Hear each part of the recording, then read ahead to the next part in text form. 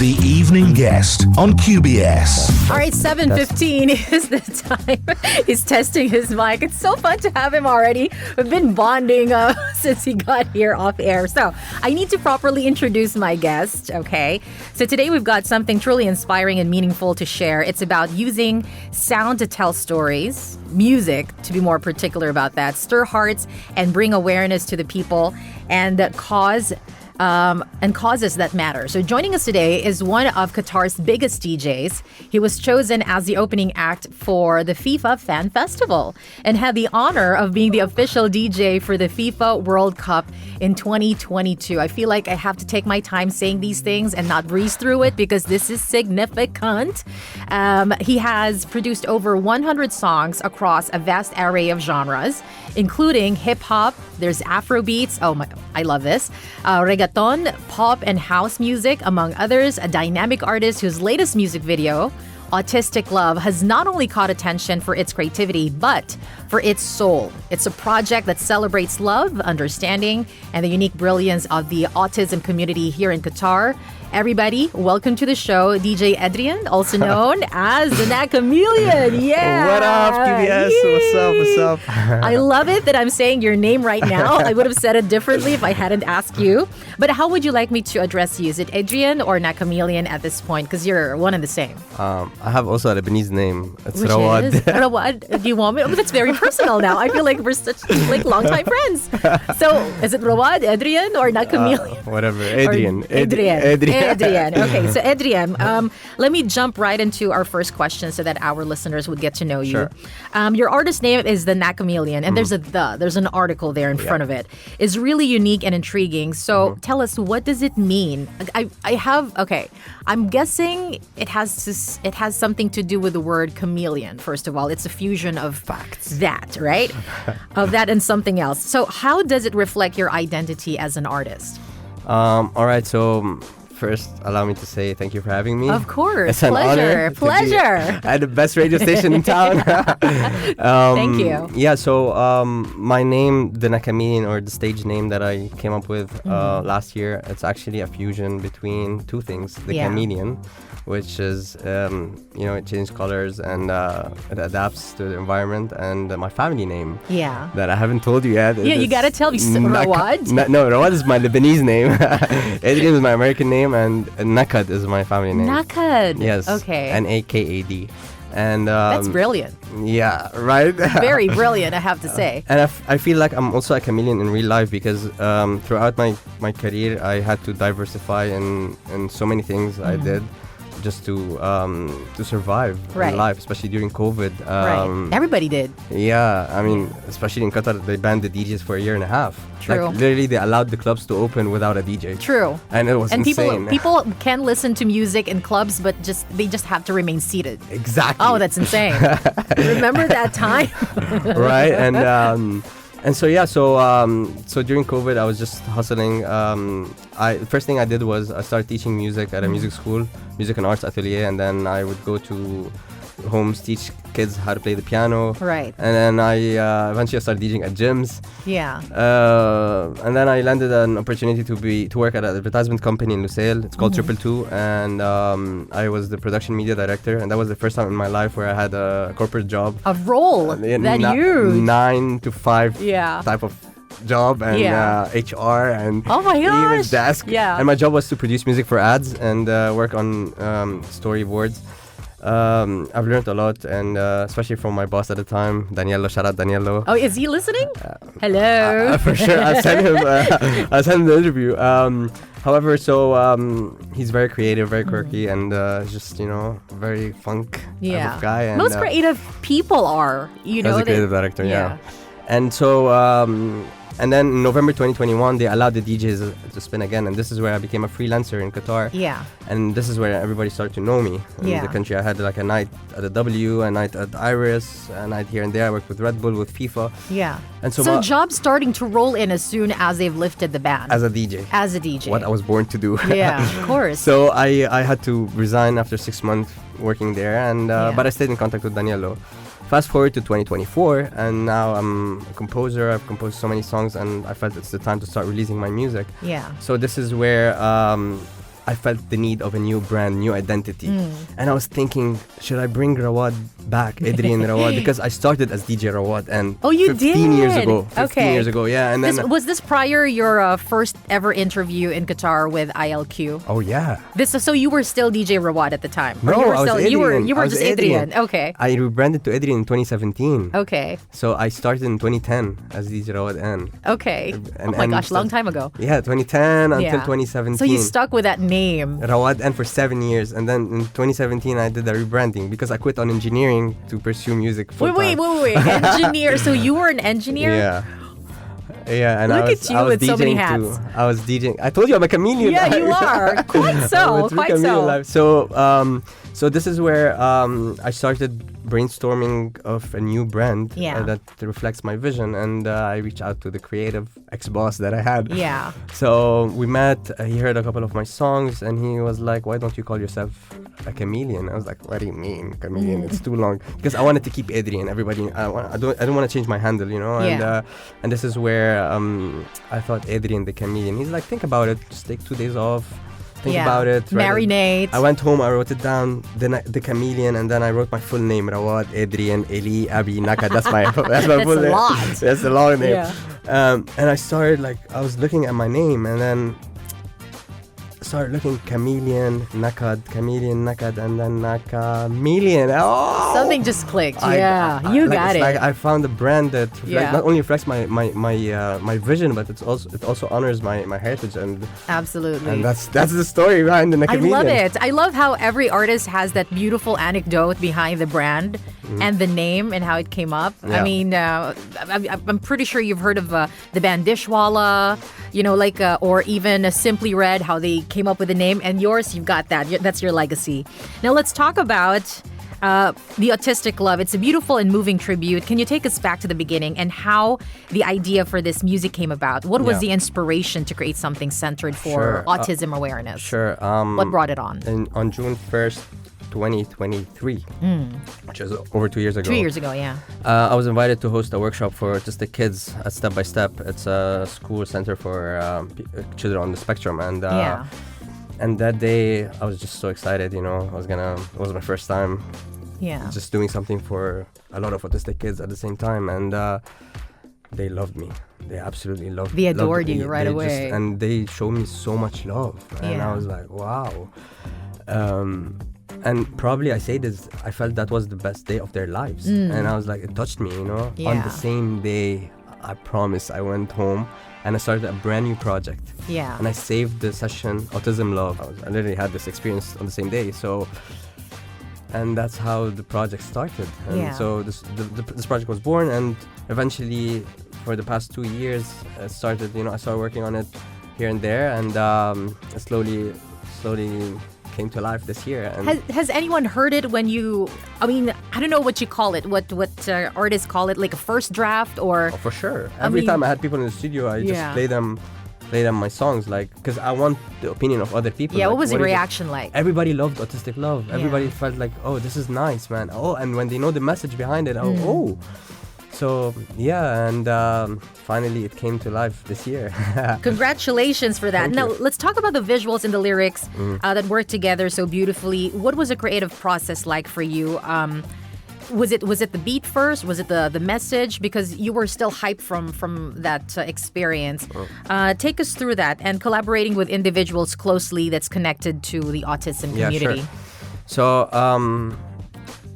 about last year, I met Kaika, the artist, on Yeah. the track, and she came to the studio. I believe it was our first session, and she heard many of my tracks, and she really loved Autistic Love and the message behind it. And this is where we started vibing. Yeah. So, first we came up with the top line, na, na, na, na, na, and then we started writing words that fit with the message, and literally she took the track to the next level. So this is she's so talented. I love working with her. We have few projects also on the way. All in the pipeline. You can't talk about it just yet? No, maybe this is not the time for that. No. Okay.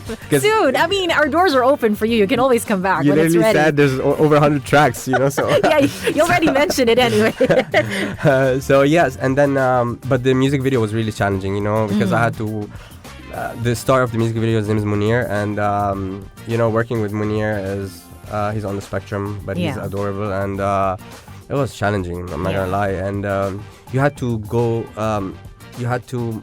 He has to be in a good mood, for every scene. I can imagine, yeah. And we had his mom, Joelle. Shout out to Joelle, she's amazing. We had her on every scene because, without her, we couldn't have done it. Now, if you had to pick, Edrien, do you have a favorite part of the song or lyrics that hits you the hardest, or something that really captures the soul of the song's message? That's what I was. Yeah, okay, we're gonna get into that. I was gonna get to this here because my favorite part is actually in the music video.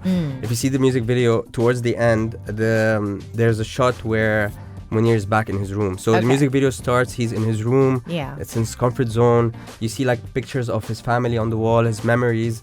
And then there's also this quote, a day without a laughter is a day wasted. Yeah. And then I showed Munir with a subtle smile, and it's powerful. And then eventually we hear the sample, I just hope that someday someone would love me. And then Munir does this, the sign of heart. And then we see the electric shock, which is a superpower. So the story behind the music video is that this kid, he's rejected by the society because he's different. He had a tag which is labeled as Munir autistic. Yeah. So he's labeled, and then he's different. That's how he's perceived by the society. However, he has superpower within him, which is the capacity to love. You know? He can love. Yeah. And he just want to share this love with the world. So basically, after showing you at the beginning of the music video, he's in his comfort zone and he has love to give the world, and then he leaves his comfort zone and he's searching for people and friends to receive the love. Yes. And then eventually he's gonna see me and Kaika. There's a scene of us and we welcome him. Then he's in the park with other kids, and then at the beginning everybody's like mad at him, you're different, we don't want to play with you. So he's sad, but eventually he was able to connect and spread and like just give them this superpower, and he was able to change everything because of that. And then he had a vision about the sky. Everybody's pointing towards the sky because he was able to project his love, the superpower. And then everyone is happy. Everyone is dancing with him. Everybody want to love him. Everybody accepts him now. Yeah. And now we're back to the first scene. We're back to his room. Yeah. And this is my favorite scene. It just gives me goosebumps every time because he's in awe, and you can see his wide open. Oh, so these were all possibilities that's in his head. Yeah. I would imagine. It's like he's asking himself, what was I behind all? Was this all real? Like, and it's just like sometimes the people we label people as different, but actually these people carry the most light. Yeah. And I hope I was able to amplify the message through the music video and to accept these people and acknowledge that they have so much love to give us. That is such a strong message in a song. And you know what? Nobody has to guess how it feels to hear this song because we're going to play it right now. Woo. This is Autistic Love featuring Kaika, the Nakameleon, DJ Edrien on The Evening Show. It is now 7:34. Let's get back to our conversation with our evening guest, DJ Edrien. You're looking at your phone. Do you have any messages there? No. Or folks that you'd like to say hello to? No. Shout out everybody based in Qatar. Or anybody. My people. Whoever's messaging you right now, listening. No, would like to acknowledge them at some point. For sure. Yeah. Okay, so let's find out this next part in our conversation. Let's get to know more about you. You've been building your career right here in the country. Tell us, what has your journey been like as a DJ, as a composer, and as a creative soul? Because you've had other jobs before. Chameleon, I'm a chameleon. And then tell us about the challenges you've faced so far. Yeah. As I mentioned before, I've been doing this since 2010. It all started as a hobby. And I'm just blessed that I was able to perform so many places around the world, including the Philippines. Oh, you have? You have been? Oh, my gosh. Where have you been? I did it in Cebu. Oh, Cebu. I love Cebu. Yeah, I didn't know it was a 10-hour flight. It was. Nobody told you? No, I thought it was sorry. 6 hours, 7 hours. I'm so 10-hour flight? That was insane. No, my love. I could have went to like New York. 9 hours usually. Yeah. It's a 9-hour. I think 9 hour, and on the way back it was 10 hours. Yeah. Oh, I'm sorry about that. Yeah. Nobody managed your expectations. But when you got to the island and you had you performed at the event. No, I performed at a club and I performed at a wedding. Oh, you did? Did you have a nice time? Yes, and I really love it. I love the people there. I love it. It's just It's a beautiful country, man. Lovely you. people. You should come lovely back. people. Yeah, definitely. And because there's so many islands I want to visit there and there, you know. Yeah, more and than 7,000 islands. And even people from the Philippines, they've never been to this part of the country. Yeah, for sure. I mean, it's quite expensive to go around. I mean, you always have to take a flight. But okay, I have to ask you this, because that was 10 years ago before you got to this point. Have you had any influences or people that you look up to, idols? I mean, everybody has that at some point in their life, right? But how about you? Can you name me like some musicians or artists that you've been looking up to and told yourself like, one day, of course, I'm going to be where he is. Or I'm going to be where she is. Of course. Yeah. Tell me, who are your influences? So, as a DJ, I would say DJ Snake. And he's been here. We met. Yeah. And, you have? Yeah, twice. And even my dad met him. and my dad, when he met him, he was like, help him. And I was like, Dad, no. Wait. He told DJ Snake. He's like, help him. Yes, he's like, help him. And I was like, Dad, no, that's not a good time. Because we were at the show. Dads are great. Yeah, I know. They have no filter. I love my dad. He's my favorite person in the world.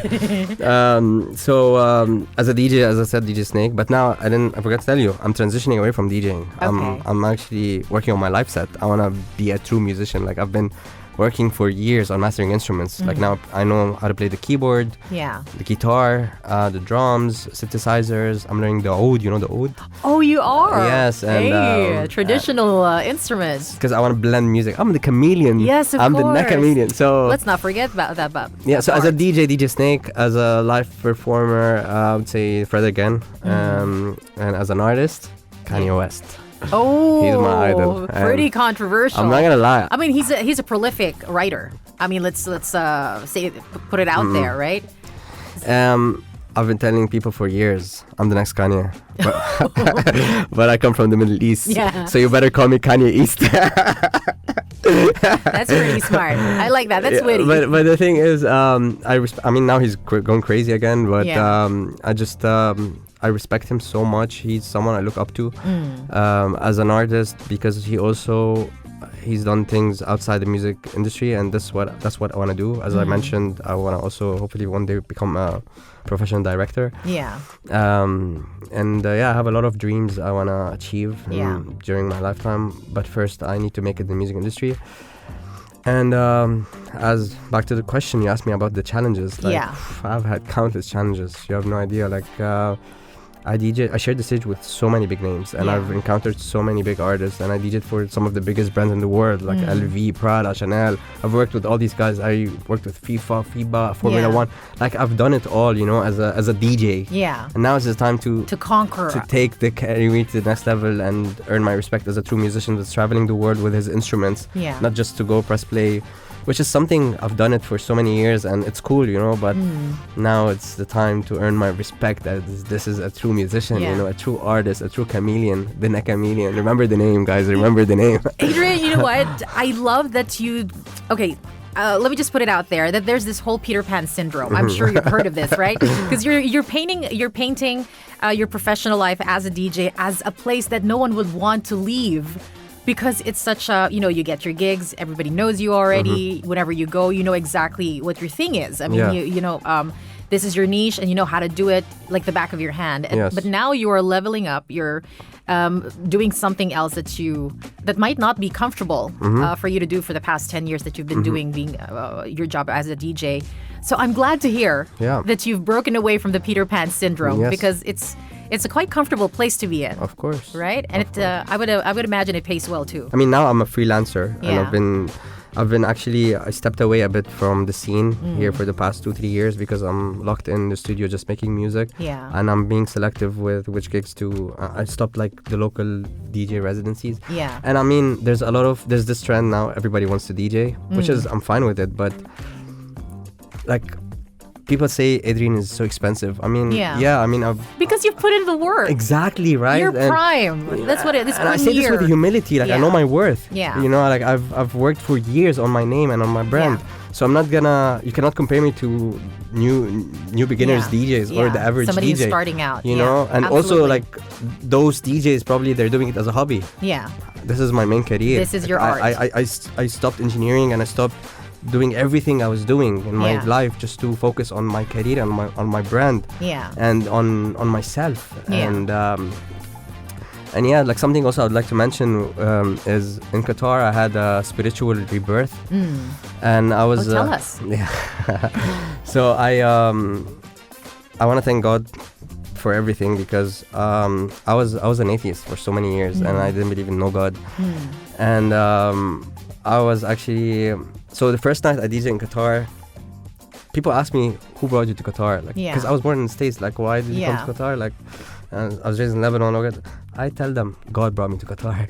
Because I cried on God. I was so depressed in my life. That was the darkest times of my life. I was at the lowest point in my entire life. And I cried on God. I'm like, I don't even believe in you. If you're real, like, save me for them, for my mom, my dad, my sister, because I'm suffering. Like, if you're real, if you exist. And then 1 week later, I got a show in Qatar.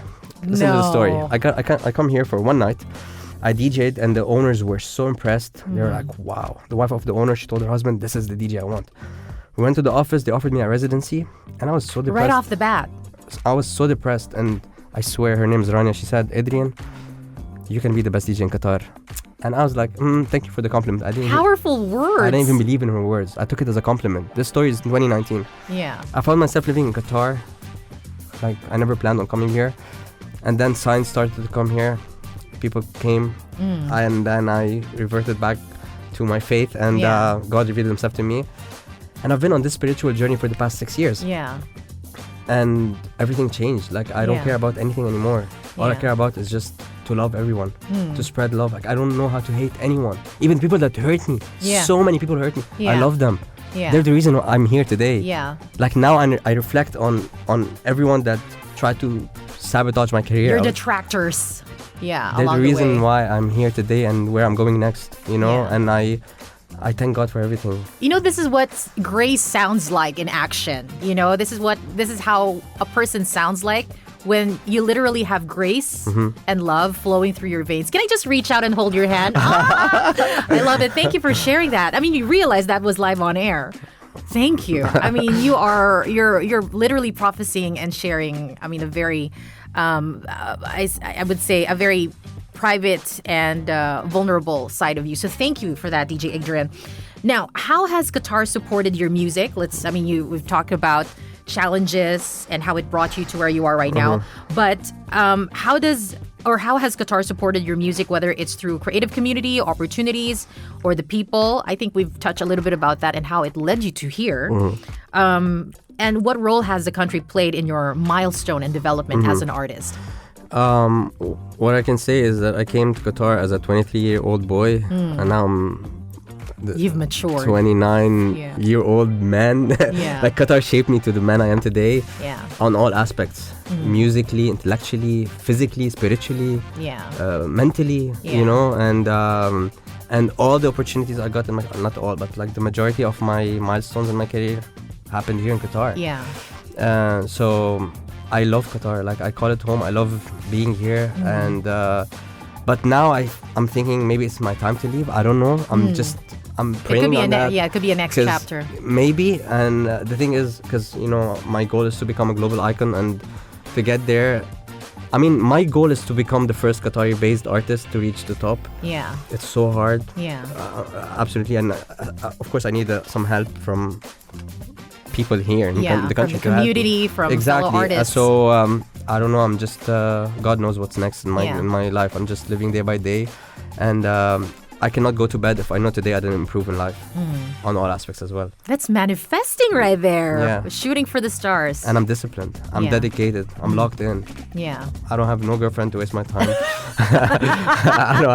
That's another way to say you're single. I don't have or to say no distractions for now. And I don't have no best friend like this. That person. I have the only being I talk to every day is my cat. I live with my cat, and the name of the cat is. Is this a funny name? What is it? No. Cereal. Gospel. What is it? Gospel? Oh, I love that. So you talk to gospel every day. You get your daily gospel. Wow.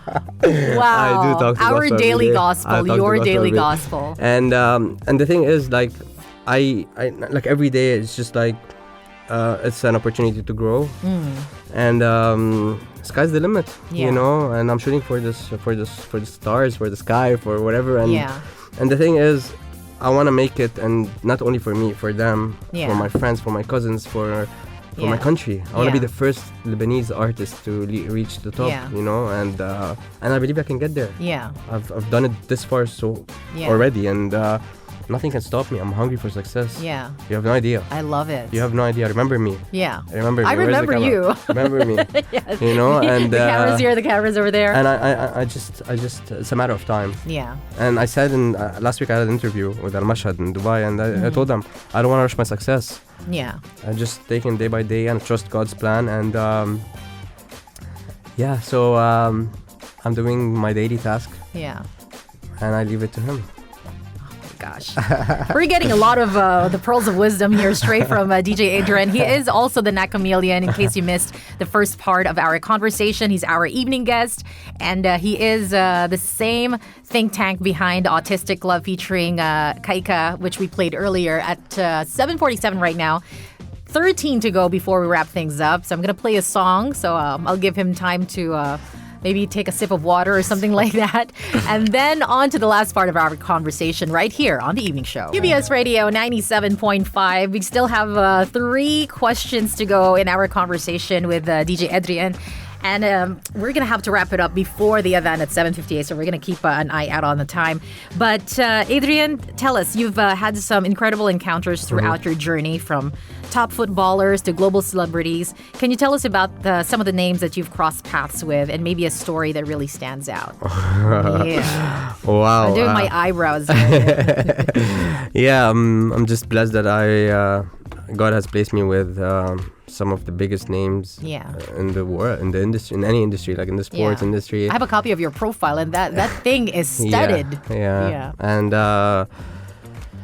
the craziest story of my life, I've never shared this publicly. Tell. Is the night I met Drake. I met Drake in Toronto, and it was my first night in Toronto. Imagine, first night, I ended up in the same after party with Drake.